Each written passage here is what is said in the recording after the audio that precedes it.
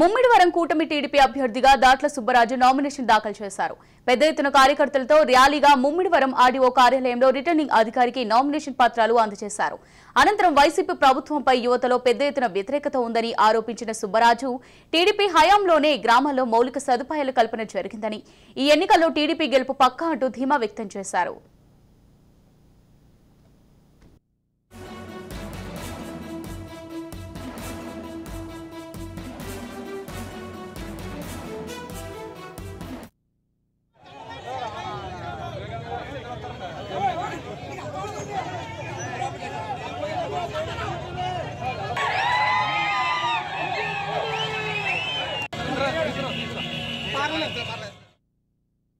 ఆనందంగా ఉంది. ఎందుకంటే ఎప్పుడు రానటువంటి పెద్ద ఎత్తున ప్రజాదరణ ఈరోజు గ్రామాల్లోకి వెళ్ళినప్పుడు ఈ జగన్మోహన్ రెడ్డి ఏం చేశాడని ఓటేస్తాం, 100% కూటమిని నెగ్గిస్తామని చెప్పి ప్రజలందరూ కూడా ముక్తకంఠంతో చెప్తున్నారు. ఎందుకంటే జగన్మోహన్ రెడ్డి చేసింది ఏముంది, అలా రాజధాని లేకుండా చేశాడు, పోలవరం ప్రాజెక్టు పూర్తి చేయకుండా జాప్యం చేశాడు, ఇండస్ట్రీస్ అన్నీ బయటకు వెళ్ళిపోయినాయి, ఇవాళ విద్యా సంస్థలన్నీ ఏది కూడా రాలేదు, పిల్లలందరూ కూడా చదువుకున్న విద్యార్థులందరూ నిరుద్యోగంగా మారిపోతున్నారు.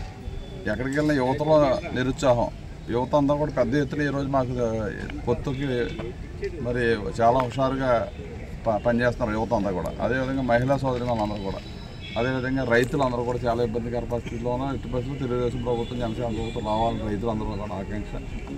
అదేవిధంగా ఇవాళ వ్యాపారస్తులు కూడా చాలా ఇబ్బందుల్లో ఉన్నారు. జగన్మోహన్ రెడ్డి వచ్చిన తర్వాత వ్యాపారస్తులందరూ కూడా మాకు మద్దతు ఇస్తున్నారు, ఉద్యోగస్తులందరూ కూడా మద్దతు ఇస్తున్నారు. ఎందుకంటే ఏ కోణంలోనూ కూడా జగన్మోహన్ రెడ్డికి 30% రోడ్ల కంటే పడవు, మిగిలిన 70% రోడ్లు కూటమికే పడతాయి ఏ నియోజకవర్గంలో. అంత పెద్ద ఎత్తున మార్పు వచ్చింది ఈ రాష్ట్రంలో. చాలా ఆనందంగా ఉంది. ఎందుకంటే ఎప్పుడు